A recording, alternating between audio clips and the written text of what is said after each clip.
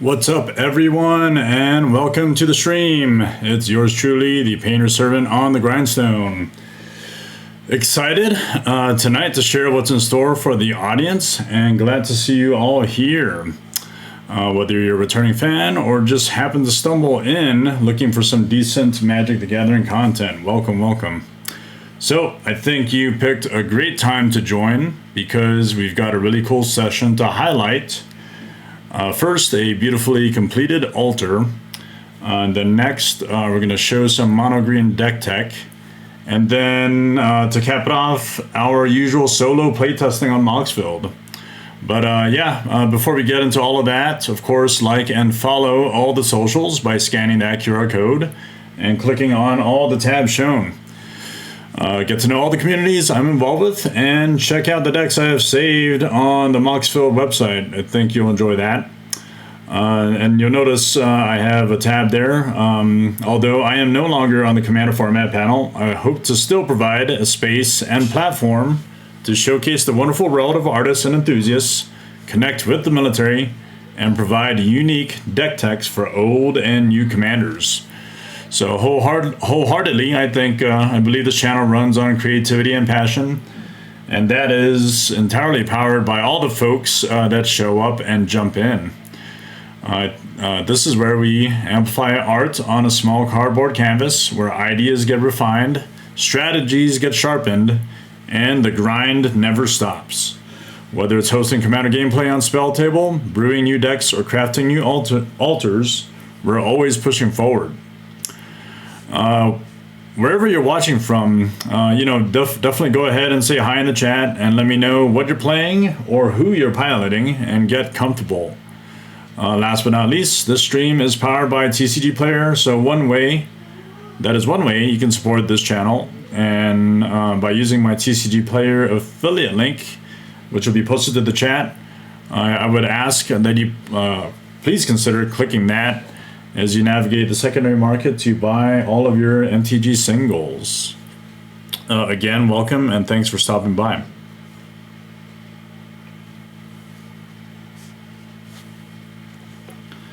All right, now let's talk about MTG altars, because I have to do the shameless plugs as part of this transition. This stream, really, it's not just about Commander gameplay of friends and fans. It's also about making cards look amazing too.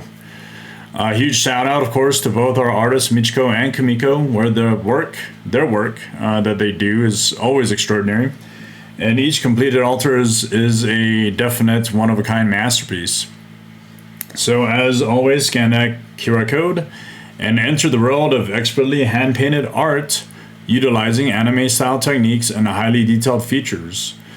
Our team, whether we're based in the United States or Japan, aims to achieve and visualize your intent, and we hope to not disappoint. I think you'll notice that when you check out our stuff.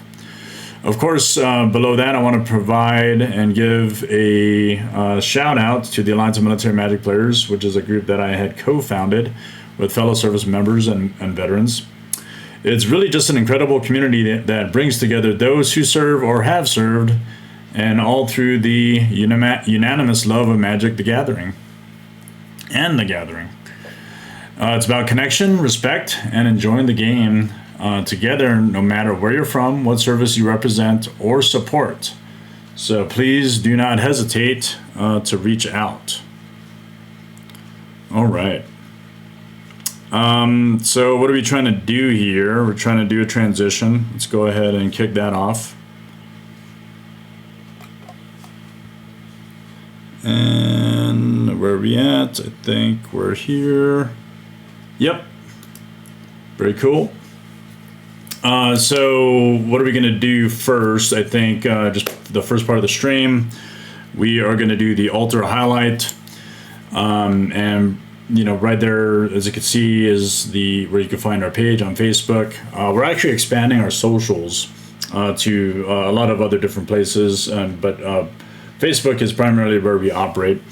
You'll check out our socials, and you'll probably find some of the new ones that we put up: TikTok, YouTube, etc. We're also on Instagram, where we have a decent following there. where you could check out the page and all the altars that have been done in the past, all the videos that have been posted, and all the short clips and all those things that Michiko and Kumiko have done really great work on. But what are we doing as far as the highlight is concerned tonight? Tonight's altar highlight is a special one, and it's on Crucible of Worlds. This card, as you're probably already familiar with, it's an awesome card. It's an amazing, very highly playable card, right? And really, it has a significant presence in a lot of decks, landfall decks, and others. But you know, when it's transformed through custom art, it really just becomes something truly unforgettable. So what we're going to do is we're going to take a closer look at the design, the detail, and the story behind the altar. So I think you'll enjoy this. As usual, Michiko did an amazing job transposing a beautiful reference onto the Crucible. But first, we like to credit the original art done, which is done by the artist Yuumei Art, because that person created the reference, and I think the theme is definitely on point with respect to it being placed on the card. Secondly, we'd like to thank the client requesting the commission and trusting us to embellish the card, of course, knowing how to properly utilize Michiko's talents.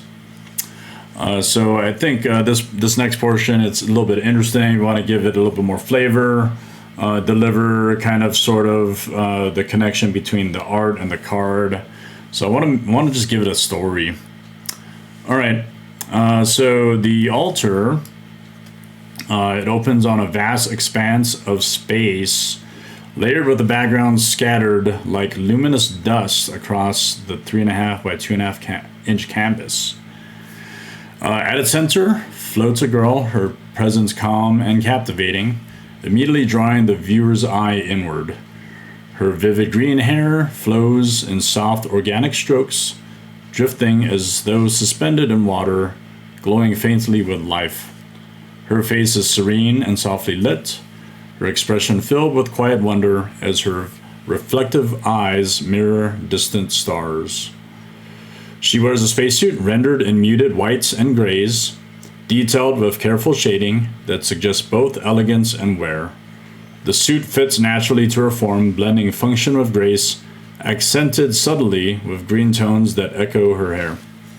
The most striking feature is her breathing apparatus, which is not mechanical, but alive with lush plant life. Transparent panels reveal leaves, vines, and tiny blossoms, each painted with delicate precision.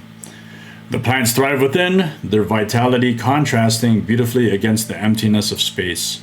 Tubes extend from the apparatus like stems, seamlessly integrating nature with technology. Michiko's gradients and lighting give the entire scene a dreamlike suspended quality. Fine details in her suit, scratches, textures, and shading suggest long journeys through space. Inside the apparatus, tiny droplets cling to leaves, catching light, just like the stars reflected in her eyes. The connection between the girl and the plants feels intimate, as though she breathes life itself. The composition balances detailed realism with expressive brushwork, creating harmony between subject and environment. The greenery introduces warmth into the cool cosmic palette, transforming isolation into coexistence. Ultimately, the painting captures a quiet, timeless moment of harmony where life persists gently and beautifully in space. All right. Well, I hope you all liked a little bit of that narrative, giving the altar a little bit of a story, and to highlight the amazing work done by Michiko. So, what do you all think? What do you all think about the altar? Did Michiko do a kick-ass job? Yeah, let us know in the comments. I think we would appreciate that. So what we're going to do is we're going to go ahead and package this commission as we normally do. Just want to make sure I did this properly. Yep, I did. So what is Crucible of Worlds? I forgot to talk a little bit about what the actual card does, because it's going to end up pertaining a little bit to the deck tech that we're doing shortly. Crucible of Worlds, it's a 3 colorless artifact. You may play land cards from your graveyard. So, yeah, if you had lands in your hand, you could play that, but if you had lands in your graveyard, say for instance fetch lands and other things that end up going in the graveyard because they were either destroyed or sacrificed on your account or on someone else's account, you can bring those cards back into play. And of course, you can't just play as many as you want per turn. You will have land play restrictions, but you can play them from your graveyard. So that's an amazing card, I think. I remember playing this kitchen table back before Commander was really a thing, and I was playing some kitchen table Magic with friends, playing Fastbond, Zern Orb, Trade Routes, and Crucible of Worlds to basically play out as many lands as I could from my graveyard, and even though I take damage from Fastbond, I'll just gain life with Zern Orb, so it'll be infinite life gain. I think that was a really cool kitchen table type thing to do, but you know, as far as all that's concerned, now I'm a Commander player. I don't play kitchen table, and I use Crucible of Worlds pretty fairly in games. But yeah, if you liked this altar, give us a shout out, check out our socials, and connect. We're always happy to engage, and then hopefully we can get you a commission slot. All right. I think now what we need to do is to do the second part of the stream. Oh, wait. I think the fans enjoy this, but we're going to go ahead and put the perfect sleeve on. And then get this card in the mail. And we're going to first put it in the magnetic card holder to give it that extra protection before we FedEx it. So we have the perfect fit, and we have the magnetic card holder. So we're going to go ahead and get that in there. Yeah, I love this. I love these magnetic card holders. They're awesome. I'm not going to put it directly above the card, because if I drop this magnetic card holder, this thing could land on the card and damage it. We don't want that to happen. And I don't want to jinx myself, but we're doing this very carefully. But we're going to place that card, and it's going to go straight into the case, and it's going to make its way around the world, halfway around the world, to the buyer or the client who commissioned it. And I think they'll enjoy it. It's going to be an awesome addition to their collection or their decks, whichever they prefer. And I think it's going to turn heads. All right, so that's in there. It's going in the additional sleeve, and we're going to put that in FedEx on its way out the door tomorrow. All right, so what is part 2 of the stream? Part 2 of the stream is talking about our mono green deck tech for the card called Azusa Lost But Seeking. So I think yeah, usually I think the sequence with all this is we're going to move over to Moxville. We're going to take a look at the deck there, go through the cards line by line, and then we're going to come back to the physical representation of the deck that I built, which I have perfectly sleeved in these green sleeves. So bear with me as I transition, and we're going to go to the screen where we do the deck tech. All right. And where are we going with this? Yep. Well, let's use green. We'll use green for our transition.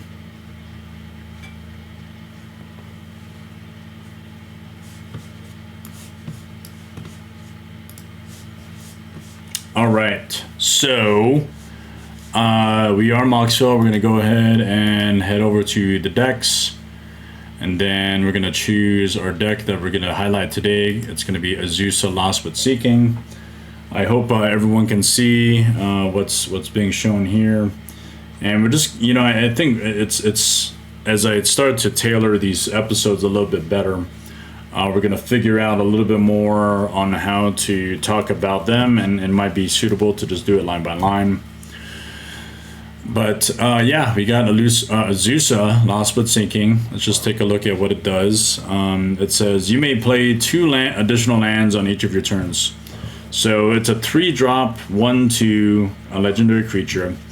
And what we want to make use of is play out as many lands as you can, so that you can power out huge creatures, take full advantage of land drops, and then with at least not so many non-land, non-creature cards. We have some of that, but we have a lot of creatures, and we're really focusing on a lot of permanents. So I'm going to explain why in a little bit, but just going over kind of the list. We have 6 planeswalkers, 31 creatures, and then we have 4 sorceries, 1 instant, 9 artifacts, 12 enchantments, and then 36 lands. So this is actually one of the exceptions to my lands list in the decks that I play.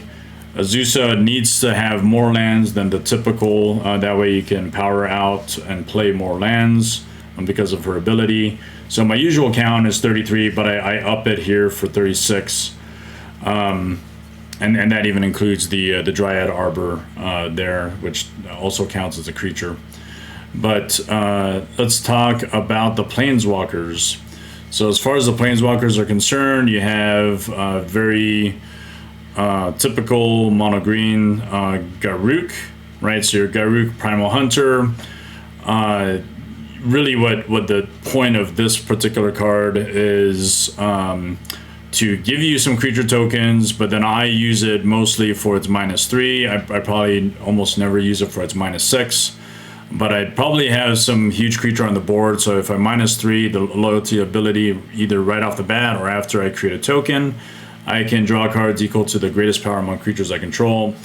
And that could be in the form of some really beefy creatures like Ulamog, or maybe even Craterhoof Behemoth that comes out. Garruk Wildspeaker is great because I probably use it. Actually, I use it for all of his abilities, and I think this is the original Garruk Wildspeaker. But I use all of its abilities, including the untapping of lands, which you might have in play like a Nykthos or a Gaia's Cradle, so you could generate a lot more mana, tap them twice, and then to create the beasts. And then if I have it within the board state to have a lot of creatures, I can provide an overrun effect by minusing 4. Karn Liberated, and I'm just going to very quickly look at Ugin the Spirit Dragon. So these are pretty solid ways in a commander deck that you're wanting to use as a removal package. And you know, you might wonder if I should just probably be playing you know, instants like Beast Within or Crows and Grips, or you know, more of those types of things. I don't have that many sorceries and instants because I play a card or 2 cards. One is called Primal Surge and the other one is Genesis Wave. And I'll just very briefly talk about those. So the reason why I play those is I don't want to hit other cards that aren't permanents because they would interfere with the interactions there. So the reason why I play those Planeswalkers for removal is to take advantage of the fact that they're permanents, right? So if I Primal Surge, pay 10 mana, and then exile the top card of my library, I'd be able to do so continuously as long as it's a permanent card that is revealed per exile, and then it continues that process. Genesis Wave is a similar type effect, where you pay X into it, and then you reveal the top X cards of your library. You probably have a crap ton of mana, and you want to take full advantage of using it so that you can play out all the cards. Maybe if it's not all of them in your deck, but at least a good sum of them are being played off the top. So yeah, that's why I play Karn Liberated and Ugin, because I can have them come in as permanents from those 2 cards previously noted. But Karn is just great. You can +4 or -3 to have some exile effect, and Ugin has a -X ability that hits basically X or less. That's 1 or more colors. Now you might wonder at what point is it necessary to utilize this while you have green permanents in play. It's just kind of up to you. You're going to have to decide when you should employ his -X ability, or you could just +2 to bolt a creature or bolt a player and take full advantage of that particular limited type of removal. Then we have some Nissas, just to talk a little bit about those. Nissa Vital Force, I like it to create, make a land, get untapped, but I don't necessarily want to use it as a creature. I just want to have it untap a land, so if it's a Gate's Cradle, I can do that. But I usually use Nissa Vital Force to be able to do a little bit of recursion by -3 to return a permanent card from my graveyard to my hand. Nissa Rollbreaker is really cool. I can +1 to have it have a land become a creature, but usually what I want to do is, because I have a lot of force in the deck, I probably just want to +1 her to untap 4 forests. So as far as the creatures are concerned, I'm just going down the list. Acidic Slime. What I want to show here just very quickly, because it's going to come up later, is I want to have a decent mana curve of creatures, because eventually if I have Birthing Pod come out, I can search creatures out by sacrificing them. Acidic Slime, for your removal package, it hits artifacts, enchantments, and lands. Avenger of Zendikar, a pretty standard staple in a lot of commander decks, especially in green, so you can get your tokens, which combos very well with Crater Hoof Behemoth. You'll have a lot of lands that you're playing off of Azusa, or let's say you're playing them from the graveyard, as the Crucible of Worlds Alter had previously alluded to when we did the highlight. We want to be able to power out a lot of the things early on, so you need some mana ramp, and that may come in the form of Birds of Paradise, maybe Course of Crufix. Course of Crufix is great, because if you have both this and Azusa out, you can play lands from the top of your library, and then you'll gain life in the process. Yeah, the camera did something funky there. Just gonna make sure it's not ruining the effect here. Yeah, so Crater Hoof Behemoth is really cool. We want to basically have that come in and then kill off all of our opponents. Usually we have a lot of tokens. We have a lot of creatures that are out because we've probably done a Primal Surge, or we've effectively drawn into creatures and then played them with the amount of mana that we have. Deforest Hermit. So, when I first saw this card, I thought it was great. It gave you squirrels. It has Vanishing 3, but usually it's probably going to stick around a little bit longer than you would think. But usually, even by the time the Vanishing counter is removed, or the time counter is removed, you'll probably just end up winning the game through some overrun type effects, and you'll still be able to get the bonus of the scrolls, getting the +1/+1. Defiler Vigor, that was a card that wasn't exactly recently added, but it was added some number of years ago when Dominaria came out. And it's a great card for mono green decks. It can help reduce the casting costs of your spells by 1 pip by paying 2 life. And then you can also get +1/+1 counters that are given to each creature you control whenever you cast a green creature spell.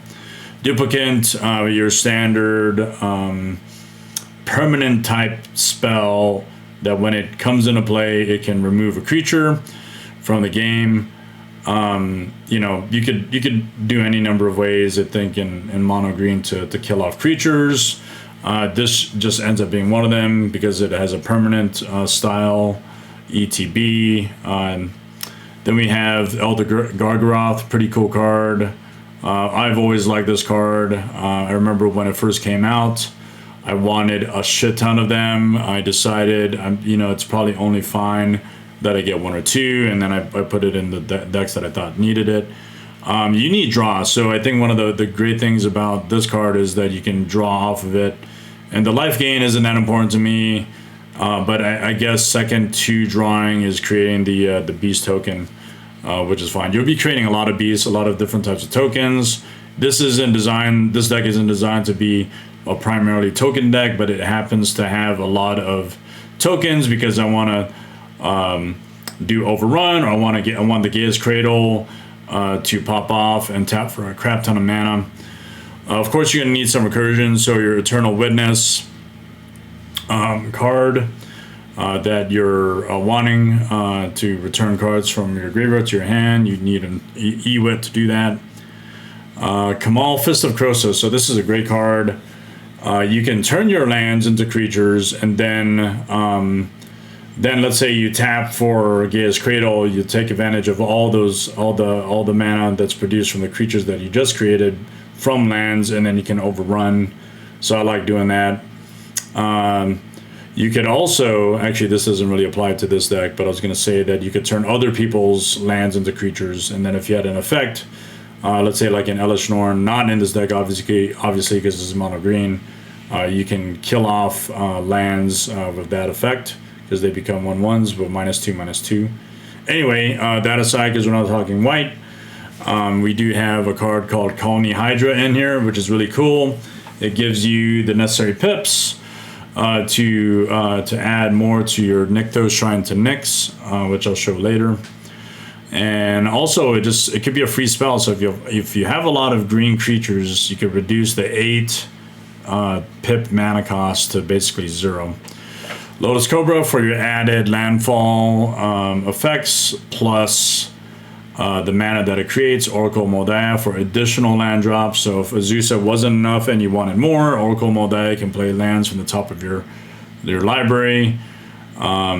But the only real drawback with Oracle Moldiah is that the top card of your library is revealed, and that is apparent to all of your opponents. Ramanap Excavator is kind of like your version of Crucible of Worlds on a stick, where you can play lands from your graveyard. Realm Seekers. Okay, so this is a card that I think is busted as hell, especially in a very casual type commander game. It's busted as hell because it'll enter with a crap ton of counters, especially if you play this early. And then you can search out lands that you'll probably end up playing as many of that you can possibly play because of Azusa. And it's not just a forest. Like, you can search out for any land card and then just put it directly in your hand. Yep, so that's a great card. I love Realm Seekers. I wish a lot more people knew about it so they could play that more. I mean, it was first released in the original Conspiracy set, so maybe that's why no one really remembers it or knows it. Rex Sage, pretty standard for your artifact and enchantment removal package. Regal Force to have you draw cards for each creature, a green creature that you control. So you do that when it ETBs. Then you have Savala, Heart of the Wilds, which nets you a crap ton of mana, especially with high-powered creatures that you have, but then you can also draw off of it. Silverback Elder gives you options for removal, but also the other modes. When you cast a creature spell, you can choose one of the 3.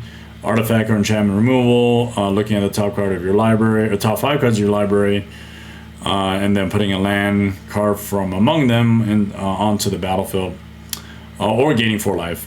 Soul the Harvest to enable ETB draw. Sylvan Safekeeper. Man, I wish I picked up the foil versions of this card, because it would have been awesome to not just own, but you know, the old foils and all the I would say pre-modern frames. They're always awesome because they had that cool looking star on the bottom, and it just the quality of foil was just a lot better back then. So yeah, I unfortunately did not pick up as many foils as I could have. That I actually have 0 foils, so it's kind of crappy, but it is what it is. Tireless Tracker for ETB landfall ability to investigate, which enables you to draw. Titanium Protector of Argoth is always great because you can return a land card from your graveyard to the battlefield, and then you can also make tokens whenever landfall occurs. Ulamog, just straight up great card. You'll benefit off of its power, but also off of when you cast it. Since you have a lot of mana, you might as well do that. Then we have Ulvenwald Hydra. Great card, great searchability because you want the lands that matter the most to you when you need them. It'll come into play tapped upon the ETB. You could search your library for that. Vorinclex is actually a really cool card. You know, when this set came out, I forget the set, but this was back in like 2022, maybe, I think. But Vorinclex is just normal Vorinclex, but you can when it ETBs, you get to look for 2 forests, so that will continue more of your landfall.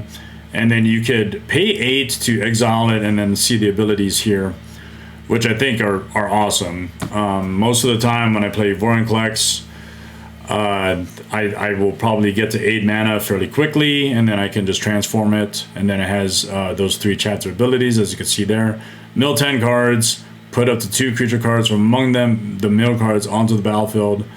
You could distribute 7 counters on chapter 2, and then chapter 3, part of your removal abilities is to be able to fight creatures with the current creatures that you have, so that could remove creatures pretty effectively. And then Vorinclex Voice of Hunger, this came off of the Game Changer list not too long ago, but it doubles up your mana and then restricts your opponents from tapping their mana multiple times, because it'll basically put them in some sort of stasis, at least for their next untapped step.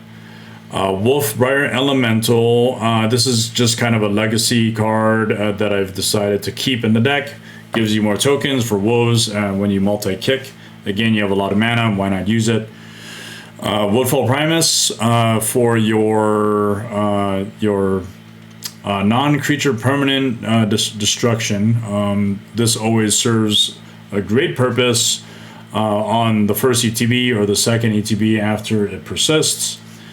And then Yeva, kind of a mono green staple that serves as a Vidalcan Orrery, but for green creatures. Sorceries, as I mentioned before, I'm not playing that many because I want to take advantage of the Primal Surge and Genesis Wave.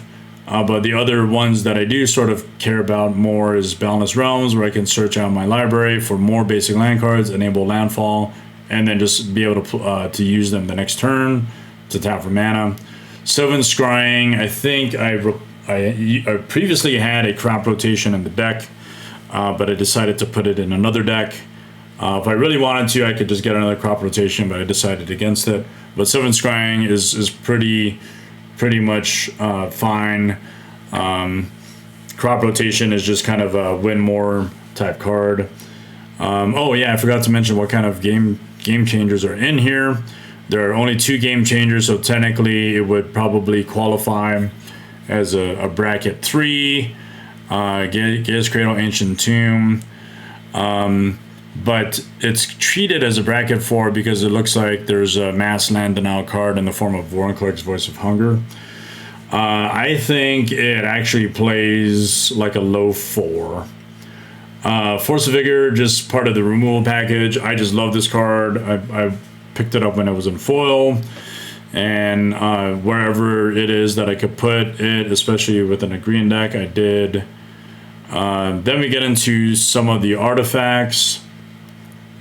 We have Akroma's Memorial. I really love Akroma's Memorial because if you Primal Surge, into it and you have a lot of creatures out, they end up just basically swinging in. I don't even have to have a Crater Hoof Behemoth or Behemoth to ETB and kill the table. I might just have flying green creatures come at you.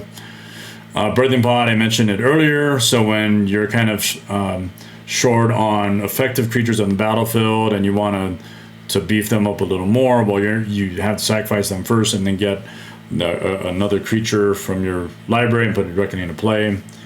Crucible of Worlds talked about the utility of that when we discussed the altar, but of course in an Azusa / landfall deck, it's just an obvious choice, and it's an auto include. Emerald Medallion for your cost reduction shenanigans. Extra planar lens. So the only real utility of having this in the deck is because I play snow-covered forest. If other people are playing forest, there is a very good chance they're not playing snow-covered forest. But if they do, then, and they also have extra planar lens, I could benefit off of the snow-covered forest being named. That's been imprinted on this. Horn of Greed, pretty cool. So whenever any player plays a land, that player draws a card. So even though my opponents also have this ability, I will be playing a lot more lands, so I'll get those lands with the trigger. This also, it doesn't apply to landfall. It only applies to players playing lands, so you'll get to draw off of that. So there's Sensei's Divining Top for your top deck manipulation, and then also a little bit of draw power. Soul Ring, naturally, because it's included in every deck. And then Vidalcan Orrery for your flash shenanigans. If you didn't quite have Yeva, Nature's Herald in, you can obviously use Vidalcan Orrery. Enchantments, we got Concordant Crossroads to enable the haste effect. Earthcraft, because you have a lot of tokens and you have a lot of basic lands. You could just tap and untap lands for mana. Exploration, just give it a little bit more oomph on extra lands being played. So I probably would benefit more with an exploration being played early on as opposed to later on, because I probably already have an Azusa in play. Greater Good is awesome for draw, and you have a lot of tokens, a lot of big creatures. If they're no longer that useful, you can draw from Greater Good and then discard 3 cards. Growing Rites of Itlamok is basically your Gaia's Cradle at home. So you'd have that to be able to net you a lot of mana. Kenrith's Transformation is a permanent spell. When it ETBs, you not only get to draw a card, but you get to do creature removal in the process. Well, it's not exact creature removal, but it will debilitate the creatures. Mana Reflection for more opportunities to produce a lot more mana. Primeval Bounty, great card, kind of slept on, has 3 different triggers, either with lands gaining life on landfall, or when you cast a non-creature spell, or whenever you cast a creature spell, you get benefits like beast tokens and then counters. Sapling Nursery is a recent add that I put in the deck. I think there's a lot of great utility on it because of its affinity for forests. Sometimes you'll probably just be able to play this just for 2 green, and then you get landfall triggers off of it by creating more tree folk. Sylvan Library for your draw shenanigans that you need, and sometimes I'll just draw like 3 cards per turn for like 3 consecutive turns, and I don't care that I lost 24 life in the process because I really just need to power things out very quickly. Tribute to the Royal Tree, great card. I think I had multiples of these. I need to go back and check. But it contributes to your Nykthos trying to Nyx pips, and then also you get to draw off of it, which is always a good thing, or put counters on creatures. Zendikar Resurgent doubles mana, allows you to draw cards. And then finally your lands, looking at Ancient Tomb as a pretty sweet card. I also play City of Traders to make sure I get out Azusa out quickly, but probably just hold back City a little bit so I could play it later. because you'll only benefit from it once by the time you play your second land for the turn. Dryad Arbor as a creature, so it kind of sucks that you can't tap it immediately when it comes into play. That's fine. Your fetch package, I might end up going back and adjusting the fetch package because I might need more regular basic snow-covered forests. I think there's like 5 fetch lands, so the only utility of the fetch lands is to take advantage of Crucible of Worlds, and so you can basically get all of your basic forests into play. Gaia's Cradle, obviously, to tap 1 green mana for each green creature, or for each creature you control, which is always amazing. Crazy how the Gaia's Cradle foil, Judge Foil promos are now like $8,000. Like, holy shit. I'm so glad I picked those up when they were in the $800 range. For the foils, I mean. The non-foils, I remember picking them up when I was a kid. I picked up a full play set when they were $17 a pop, and that was off of Troll and Toad. I don't even know if they're still Troll and Toad. I'm not even sure they're still in business. Lotus Val, gray card, and you know, if you have a Crucible of Worlds or the other card, Ramanap Excavator, you can just bring back the lands that you sacrifice to the Lotus Val's ETB. Just very quickly, Strip Mine and Wasteland, just talking those through. Great cards, get rid of pesky lands, and if you're generous, hopefully you don't do this to the table all the time, but if you had your Crucible Worlds out and you destroy, I mean, I would only advise destroying the really pesky lands that are annoying, like Maze of Ith or a Glacial Chasm or something. Undiscovered Paradise, that is a sleeper in the deck and could help you with landfall, which I think is great. Because when you tap it, when you get to your next turn, it comes back to your hand. You could use it for landfall. Urza's Cave for searching out lands like Gaia's Cradle, Nykthos. Oh yeah, I skipped over Nykthos, so let's talk about that momentarily. When you're using Nykthos, what you're trying to do is have as many green pips out, right? So what that means is it'll add an amount of mana as after you chose a color equal to your mana pool, which is equal to your devotion. So if you had a card like Colony Hydra out, you tapped 2 and then tapped Nykthos, so you use 3 lands in the process, you'll be able to create 8 green mana, which actually nets you a total of 5 additional mana when you think about it. Prismatic Vista, and then we have Windswept Heath, Wooded Foothills as part of the land fetch package, and then everything else is just kind of a utility land. And then Yuumei Cradle of Growth is pretty awesome because that will also help with your prime or your sapling nursery having it being reduced. Okay. I think now is the time to just show what it looks like in real life. So we're going to go and do a transition now, and then go back to the camera setting. Okay, so we're doing this. Yep. All right, so we want to see this in real life. One thing first before we get into each card is I want to just very quickly show this cool top loader, well, side loader. Now, when I was in Japan, stationed in Japan, they pretty much provide this to you, I think, once you buy a number of packs or promos or whatever, and it's a side loader with art placed on it. It's really cool. So I think this art is actually for the card Regrowth. So coincidentally, Strixhaven is coming out. I think this was part of the Strixhaven set for the Mystical Archives, one of the special printing. But I thought it was really cool. I wanted to use that for my Azusa, and it has these really cool borders that kind of, you know, just highlight the card a little bit. So if you put it in the side loader and you line it up very nicely with the borders, this is what you get. So I think it's kind of cool. Does anyone have these? What do you think? I think they're really cool. Okay.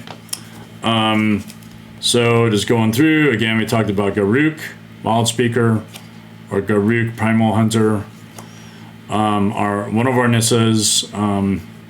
You'll also notice there's some Japanese cards in here. Because Azusa, naturally, right, we're in the comic out world, she's Japanese. So I thought, hey, if I got a Japanese card and that I was able to pick up while I was in Japan, I'll just do that. So I did that. So one of the Nissas, then we have a Nissa Rawlbreaker, then we have a Karn Liberated, right, for your removal package, Ugin the Spirit Dragon, Birds of Paradise, Lotus Cobra, great card, and I love this promo printing. Savala, Heart of the Wilds, Ramanap Excavator, this one's in Japanese, Corso of Crufix, Oracle Moldaya.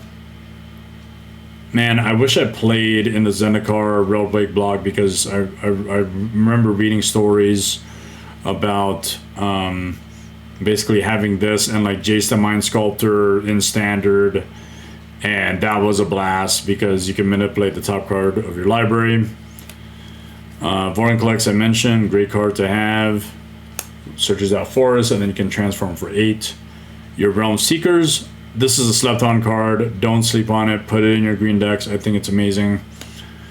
More land search abilities, right? Ovenwald Hydra on ETB. Doubling your mana with Vorinclex.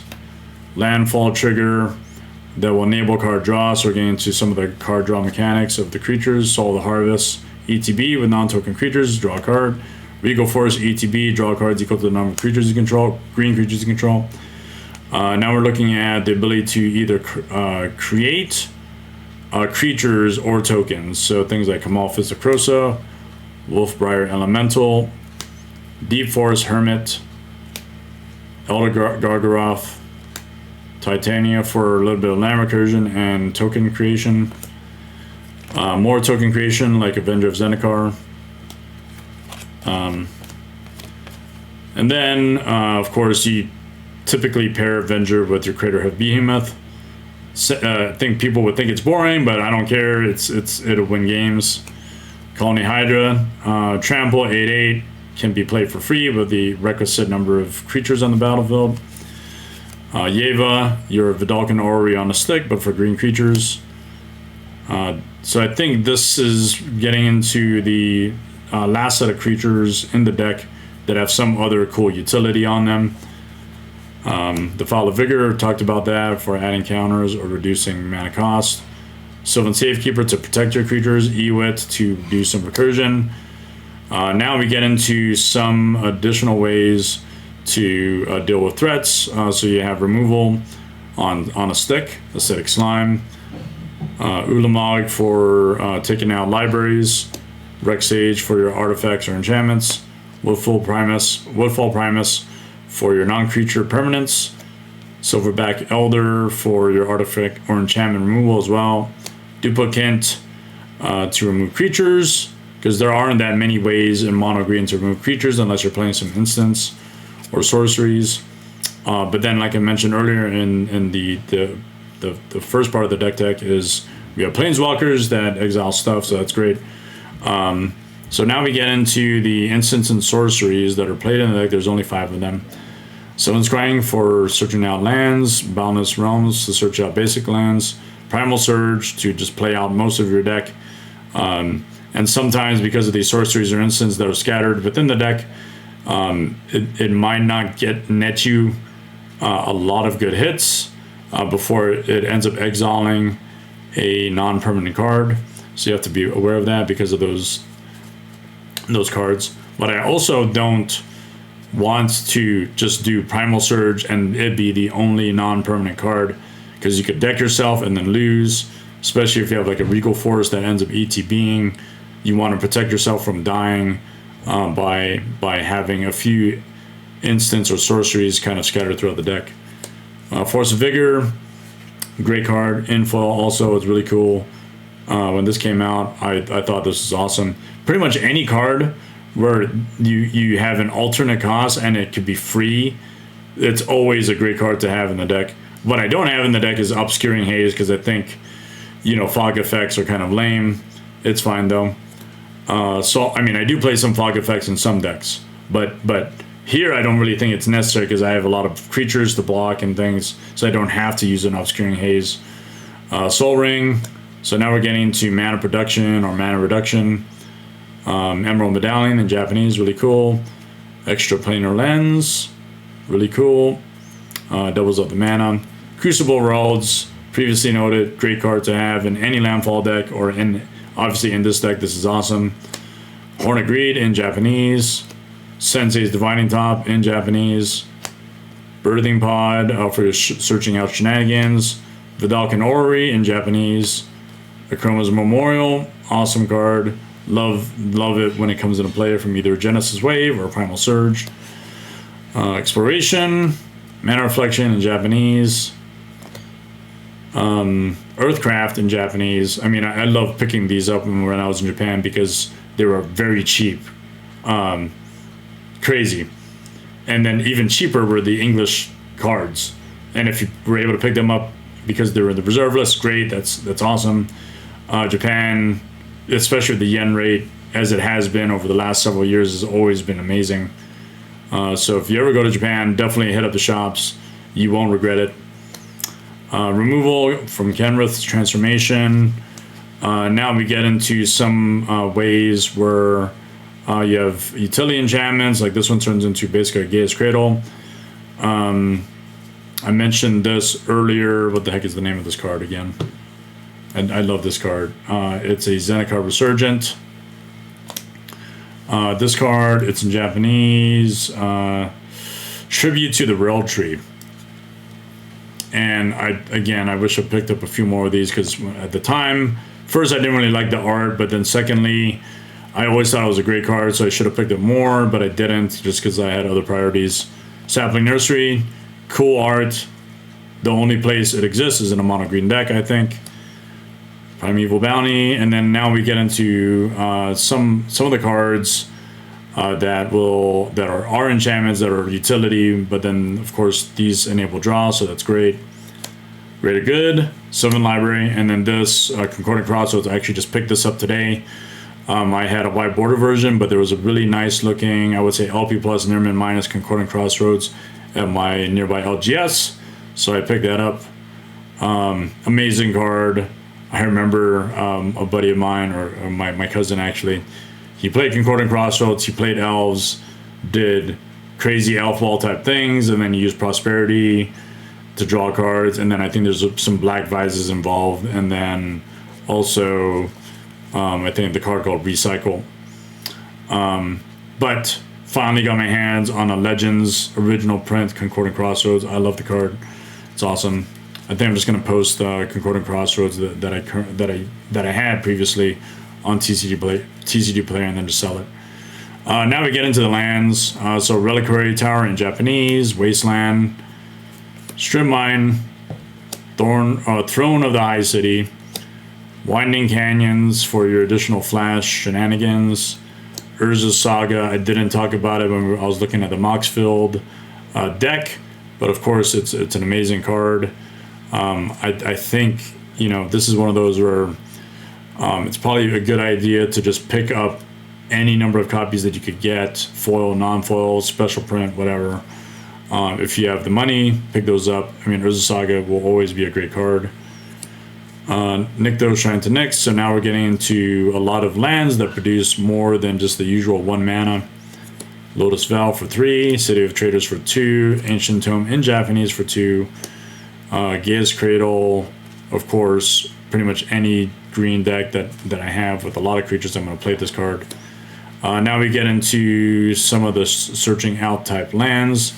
Myriad Landscape, Urza's Cave, Fabled Passage, fetch, Prismatic Vista, fetch, and then 2 OG fetches from Onslaught. Right, so why do I play fetches? Why not? If we have Crucible of Worlds, it makes a lot of sense. You'll search out and basically look through your library for all your forests, put them into play, especially if you have Azusa out. You have Maya Cradle of Growth. Great card. I'm going to pick up more of these as I find them. It's like your version of Urborg, but it doesn't complement well like Cabal Coffers would with an Urborg, because we don't have a land right now that could tap for additional mana equal to the number of forests you control. Dryad Arbor, I talked about that. Boseiju for removal. Great card with Boseiju because you channel from your hand. So this is an activation. But it doesn't have to be in play. It has to be in your hand. And like you'll just pay one colorless usually. Or I'm sorry, one green usually, because it's reduced by the number of legendary creatures you have in play. Undiscovered Paradise for your landfall and return to hand shenanigans. Tranquil Thicket, great card. I picked up a foil when I was playing Eternal Garden and Legacy. That was a good card to have. And then of course your 14 or so snow-covered forests as part of the land package. Okay. You saw the deck list, you saw the physical cards. I love all my decks. Some I love more than others. Azusa was my original mono green commander. And I have built some other mono green one other mono green commander, and I'll probably do a deck tech on Grothama, all devouring at some point. And you'll see some similar cards, but then the mechanics are different, and I think it's cool. I think both decks are awesome. I think if anything, Grothama I might actually like more, because that ended up being a almost purely original build, and then I just kept modifying it and to make it more fun. Okay, so right now what we're going to end up doing is just doing the play testing, and I think we're going to try to reserve no more than an hour's worth of time to check out the deck. So I'm going to put us on a very quick intermission so I could get that set up properly. Talk a little bit on how the methodology is with regards to playtesting this way, and then get some music going as well. So with that, we'll take a very quick 2-minute break so I can prepare for that.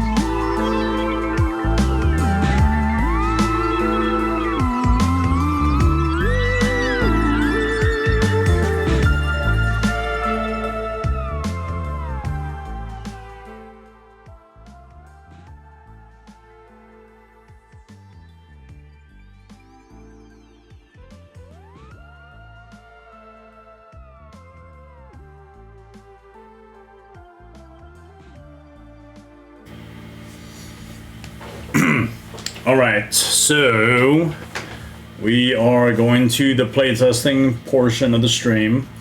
If you stuck around, that's awesome. Thank you for that. What's the point of the playtesting situation here, the methodology? So there are many times where I'm just straight up not able to head to the LGS, or if there's an LGS, there just isn't a play group there that I feel like it's a good play group. The gathering is limited. I won't lie. There's just a number of things, idiosyncrasies about certain folks that I just don't jive with, and if they don't have personalities that resonate with me, I'm not gonna engage. So what I have found is a lot of the play groups that I do enjoy playing with are the ones that are the military guys and gals, the folks that have similar backgrounds as me, and that are just decent people. There are a lot of Magic players that are just not decent people, and you know, if you're playing Magic, you want to enjoy the game. You don't want to feel like you're just, you know, out of your element when hanging out with these folks, because, you know, maybe I think the rule of thumb for me is if I have a play group, I wouldn't mind having them over the house. I wouldn't mind you know, them handling my cards or seeing my collection and things like that. I'd have to trust them to a degree before I invite them to my house, so I'd have to really get a feel for the folks that are in these play groups to get them to play. Anyway, so why are we playing this way? As I mentioned, I can't go to LGSs often, so if I want to test out my decks, I need to be able to do it in a format, and I have a nice monitor, a Mac monitor, you know, that I stream off of, and this is where I can basically have four different web browsers open, and then I can just playtest all the decks that I own. So now it's some of it, as you might think, might be a little bit cheating. You know, in my mind, you just have to play certain things out and not knowing other people's hands, and so this gives you a way to gauge that. So we're gonna go ahead and playtest Azusa, and then we're just gonna end up playing other decks. Let's go with Deadpool, just for the hell of it, and then, you know, maybe a blue deck. Let's go with Lazav, and then probably we can do a 4-color deck. We'll try out, you know, something fun. Saskia. Okay, we'll do that. All right, so usually I randomize you know, who goes in the first position. But we're just going to skip all that and just let Azusa play first. And so Moxfield has some really cool features that allow you to visually, you know, play the game. I think I have to mulligan twice, so I'm going to have to put down one. Might have to be... Shoot.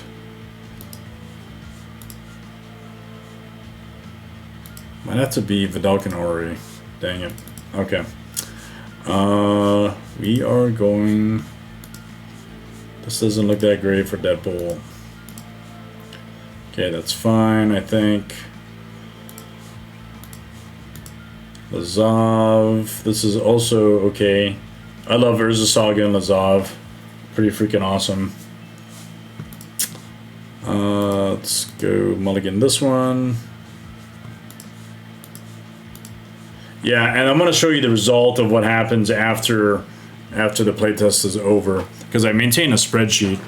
That tells me what the win rates of these decks are against each other, so it can actually give you a good, decent idea if they're brackets 3, bracket 4, or even CDH level. So we're gonna go ahead and begin, and I think I'm gonna play some other music. We'll wait for that to finish. I was trying to go for a space theme because of the Crucible of Worlds altar showcased. All right. I think it's okay. That's probably okay to do maybe Forest first. I don't like playing Urza Saga right out the gate.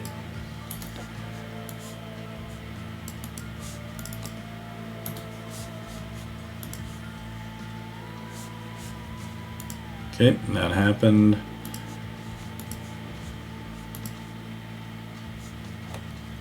Let's go.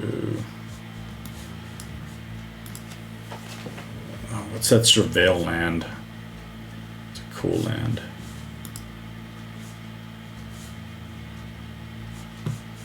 I just bought that new surveil land too. Just can't remember for the life of me.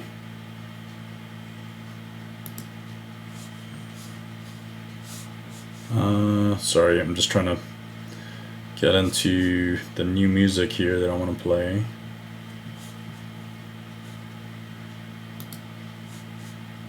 Yep, let that go. Alright, so what am I looking for my land? I don't want to get a Watery Grave or a Sunken Hollow. I mean, I could, but I want to do the surveil land for the Lazav deck.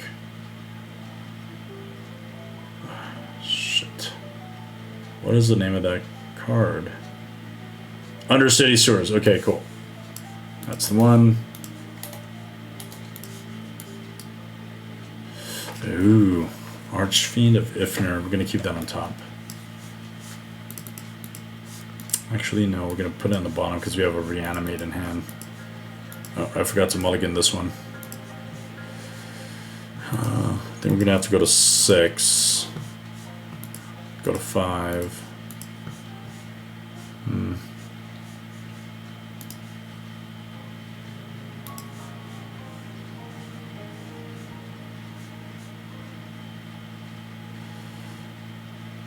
Shoot. Okay, there it is. Always play your triumphs first. Oh, here we go. There it is. That's what we want. Yeah. Play City of Traders later. That's okay.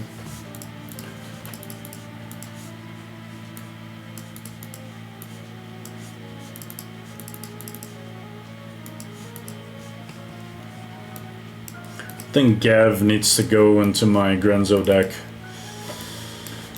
I put Gav because it's a 2-mana drop legendary creature. Okay, so we are going to play Lazav. Yep, that's fine.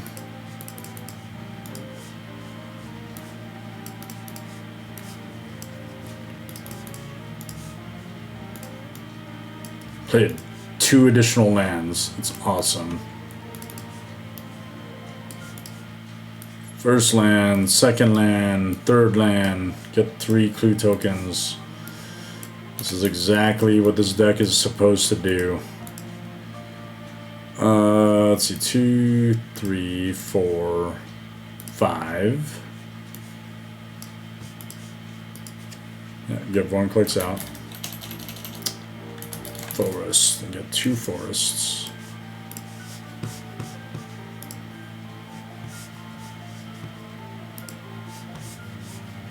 And I think it's 2 forests.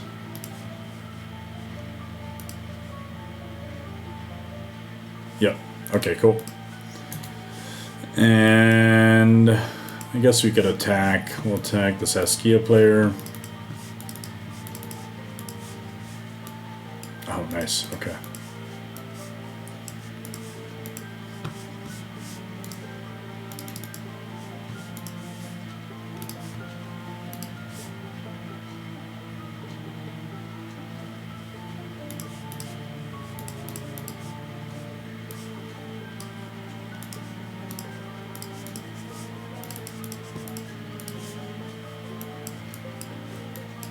Alright, some cool things are happening.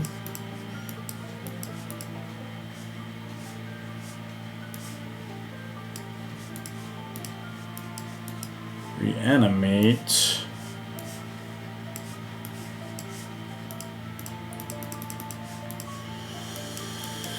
Let's see.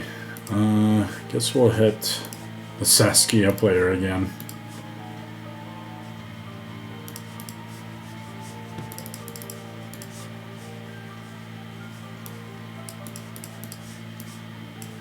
Oh.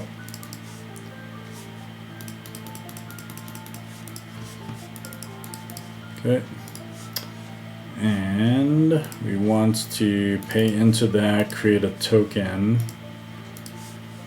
for these, and then get a soul ring. Actually, soul ring is not ideal here. I think it's going to be Sensei's Dividing Top. That's okay. 2, 3, 4, 5, 6, 7, 8. I think we'll attack first. 1, 2, 3, 4, 5. So it's a 5/5 construct. 6. Okay, 6. Go like this.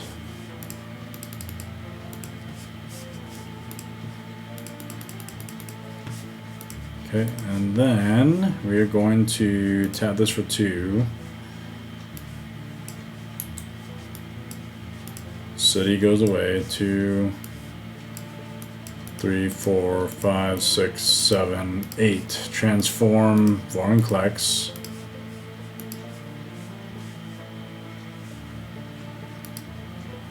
Mill 10 cards.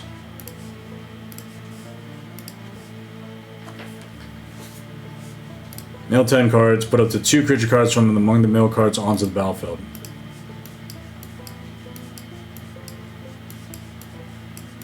Four, 5, 6, 7, 8, 9, 10. I mean, I guess it could be Avenger of Zendikar. It's nothing really that threatening right now. And then I would say Titania. Okay, so some ETBs happen. We'll let the creation of plants resolve first. 1, 2, 3, 4, 5, 6, 7. Then we'll let the Titania resolve. And what are we getting? I think we'll get a landfall one, the one that just came out. It'll be the Fabled Passage. So we get a counter. We're gonna sack it. Don't lose life to Fabled Passage. And we get a 5/3 dude and 2 more clues.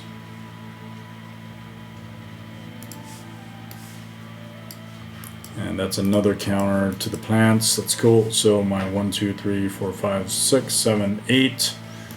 I have an 8/8 construct. Very cool, very cool.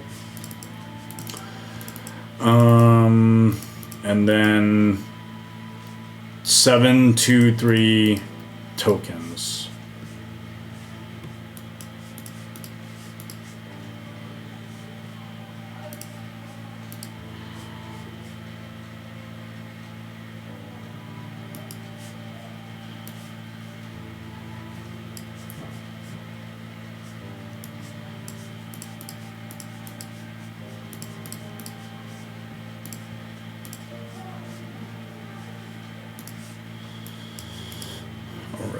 So what we're gonna do,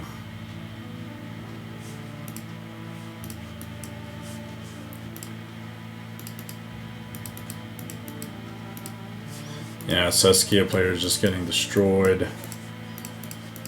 4, 5 mana for a Grevin.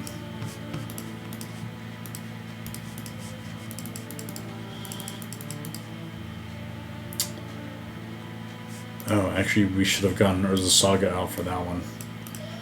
Yeah, I forgot about that. Okay. So that ticks up 2. And I think we're gonna Bajuka Bog. Yep.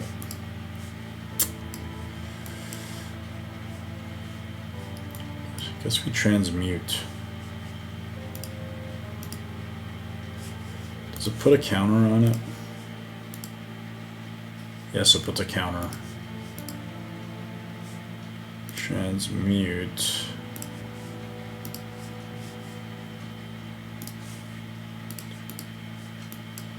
Transmute him. Am I gonna get a 2-drop spell?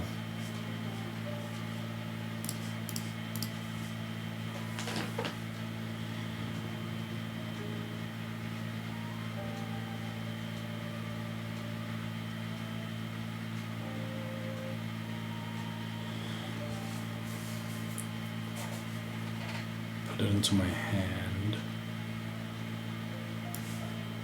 Guess it's gonna be that.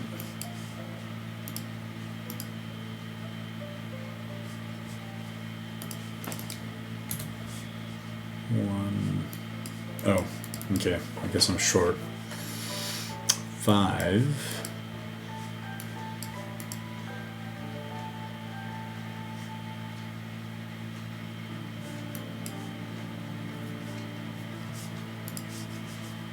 Oh wait, transmute, does it count as discarding?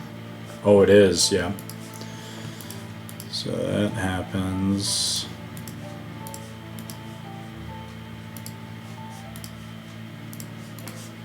And that counter goes away.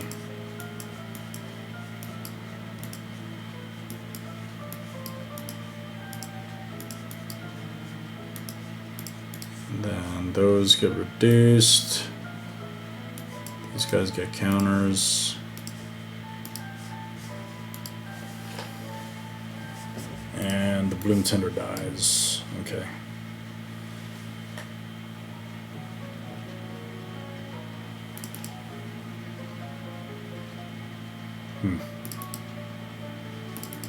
That could have been interesting. All right.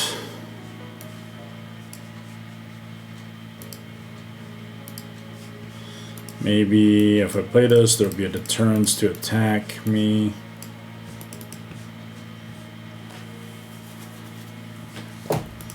Spin top. 1, 2, 3.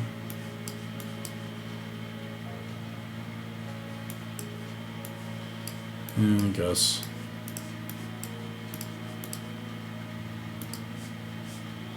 Okay. So the Archfiend of Ifnir is starting to get annoying.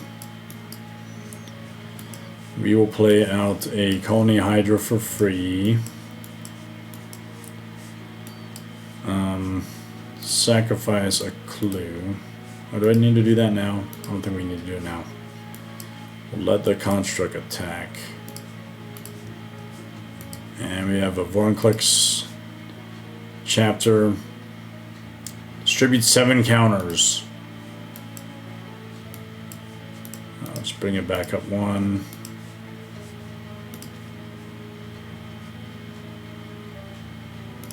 One, 2, 3, 4, 5, 6, 7.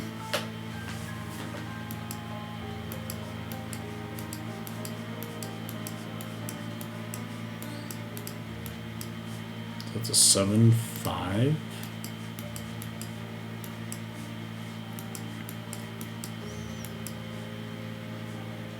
So right now it's a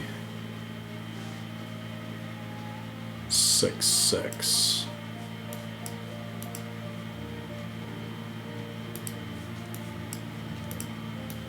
So just attack the Lazov player.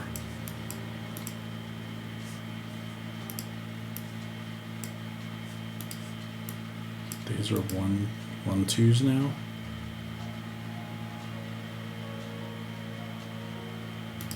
I don't want to do attack yet. I'll do this. Draw a card. I know what it was. Draw a card again. Play both lands. So that beefs up the dude. So they're 3s now. 21. 21. Plus 7, 28, plus 7, 35, plus 6, 41.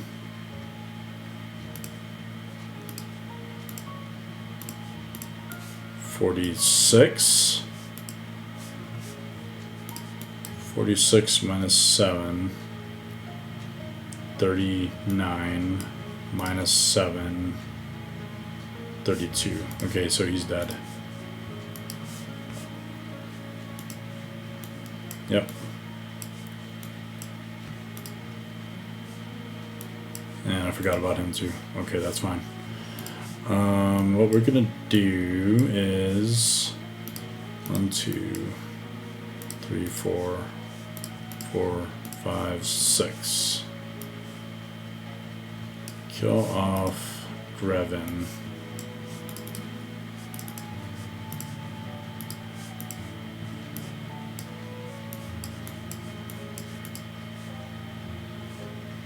What's going to happen here? Minus X, minus X. Can I do a lot? What can I do?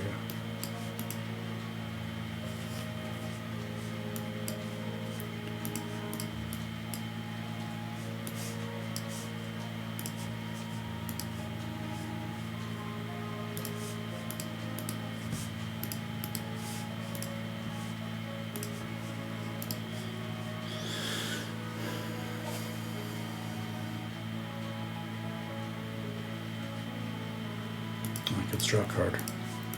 Yep. Okay, 1, 2, that's 5, 6, 7. So minus 5, minus 5.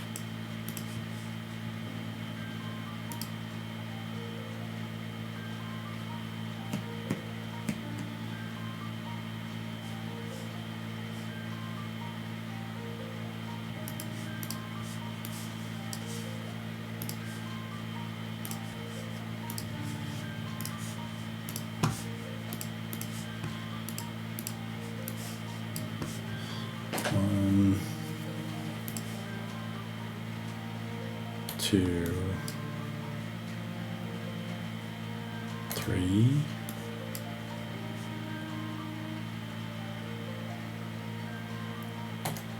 10, 11, 12, 13.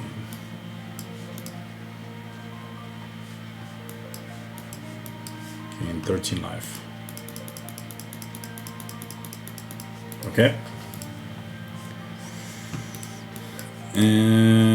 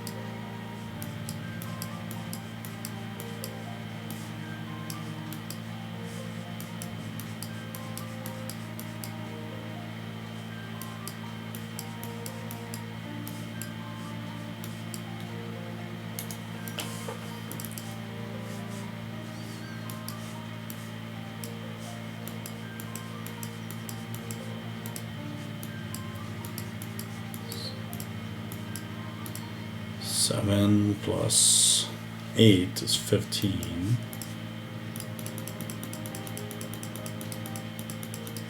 Mm-hmm.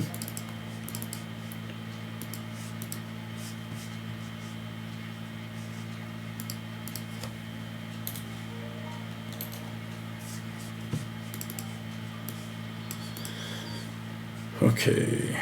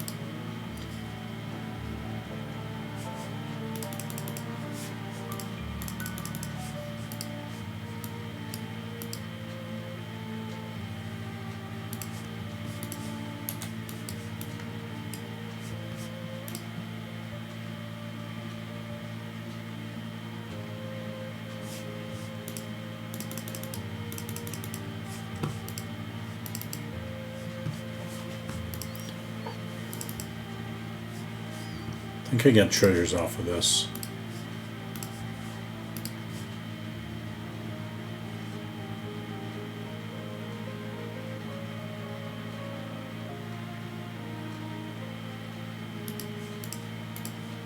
Yep.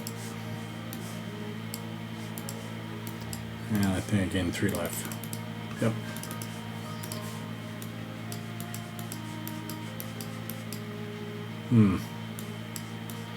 Kamal Fistacrosa. Alright.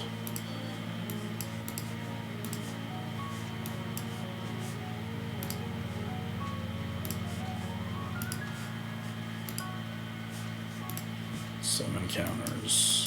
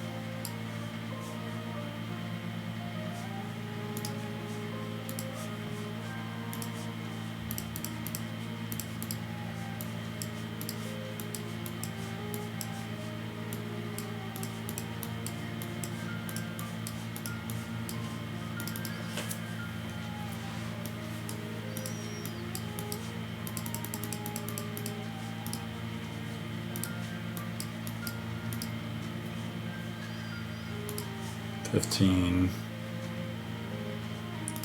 $22, $23, $34, $25, $26, $27, $28, $29, $32, $35, $38, $41.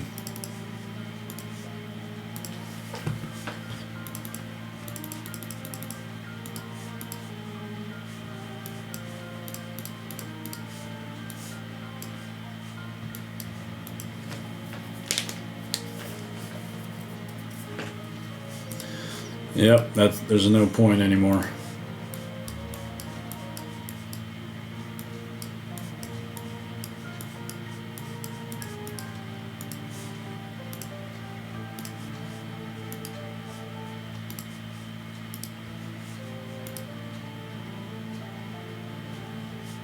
Yep, there it is.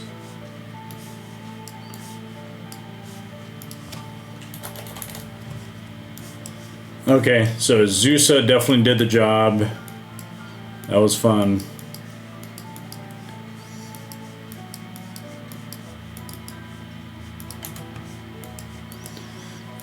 So I guess how we're gonna do this is just overrun twice, but fight first.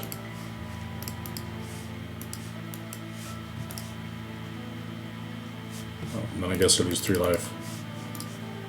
1, 2, least 2 life. Okay. Yep, that's it. All right. Well, that was the playtesting that we wanted to show on the stream. Yeah, did you find value in the way the playtesting worked? Gives you a good visual of seeing all 4 decks play at the same time. Now, of course, you're looking at everyone's hands, but you know, you're trying to make the best decisions. I think this is actually one of the games where it made sense to me the most about making the decisions when I did. Technically not knowing everyone's hands, but having that visual. Yeah, we won with Overrun. We won with you know, some beefy creatures, which is what mono green does. It won on turn 8, and so probably low 4, high 3. Objectively, it's a 4 based off of the definitions. Okay, so what did we actually do with this? I want to show this spreadsheet really quick. So what I really do when I come back to this is I want to gauge how many wins per deck the deck has against other decks. So for Azusa, it played against Deadpool, Lazov, and Saskia. We're going to update some numbers. So Saskia played against Azusa 10 times, won only 2. The Deadpool deck played against Azusa 6 times, won only 2 in previous occasions, didn't win any this go around. And Lazov 12.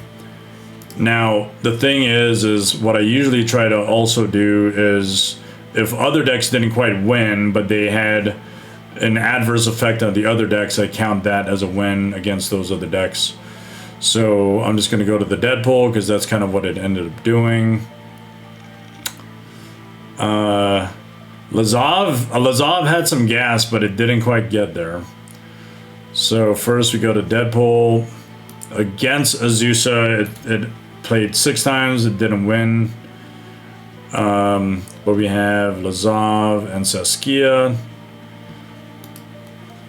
respectively 7 and... Where's Saskia? There it is, 8. Okay, so if you read through this, the number of pods played against each other and then the number of games won against it. So Azusa, for instance, oh yeah, I didn't update it, but Azusa, did we say Azusa played 6 times against Deadpool? Yeah, okay. But we did not update the number of times it won against it, so we're going to say 6 times against Deadpool, and then of those 6 times, it won 3 times, so it just had 1 more win. Okay, so we have Lazov, and then Saskia. There it is, Lazov. So Azusa won against it 4 times. Saskia 0. 9. And then we're going to say Deadpool actually influenced the win against Lazov. Actually, no. Against Lazov, it did not influence the win, but against Saskia, it did. So we go to Saskia. Deadpool 8 and 2. Lazov 9. And then Azusa gets the final win, 11 and 4. Okay, so take all those numbers, and then there's a computation over here on the left-hand side. So for Azusa, it turns out it wins about 35.2% of the time. And then we have Saskia, which wins about 31.1% of the time. Lazov is 33.9% of the time. And then Deadpool, 24.5% of the time. So I think, in my mind, if you win at least 1 out of 3 games, basically 33% and above, you're probably very close in the bracket 4 range. So yeah, I guess you could say Azusa is bracket 4. I consider a bracket 4 low. Yeah, there's some really cool synergies in every one of these decks. But like Saskia, for instance, it's probably a bracket 3, maybe a high bracket 3. But let's see why Saskia in that case would be a bracket 3. I think objectively, Saskia is, yep, so it's 5 game changers. It would be a bracket 4, but I think it really plays like a high bracket 3. We have Gaia's Cradle. I think there's Aura Shards, Crop Rotation, Smothering Tithe. Okay, so I mean it's a cool deck, but I don't think I put it right up there in the higher win rate level. Okay, that's what I do with Moxville playtesting. I think that was kind of fun. Hopefully you enjoyed that. Hopefully it gives you an idea also of whether or not this is the type of playtesting you should do, especially if you can't go to LGSs. And then I maintain a spreadsheet which gives me an idea of what the real power brackets are, you know, if we have to define it against each deck. Okay, we're going to transition to just kind of the wrap up.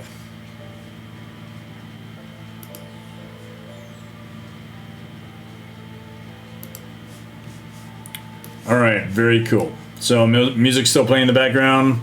I hope you enjoyed the stream. Hope you enjoyed kind of the content. Trying to revamp a few things. You know, graphics, whatever, sequencing. We did an ultra highlight, so I want to just show that really quickly of the card Crucible of Worlds. Michiko did an excellent job of painting that onto, or painting the theme onto the card, and as I mentioned before, this card is going to go out to the client soon. Definitely FedEx because it's going to be shipped internationally. The client's going to have a blast with it. It's going to add to his collection, and I think, you know, he'll enjoy it. It's going to be awesome. And then we talked about Azusa, Lost with Sinking. I showed the actual deck list, showed the physical deck, and then we did some playtesting right after that. So yeah, Azusa is cool. I think of the 2 mono green decks that I have, it's not as fun as Grothama, but it can get pretty big, pretty fast. Not CDH for sure. I would say it's bracket 4 low. So that's kind of how I gauge that. What do you all think? Let me know in the comments.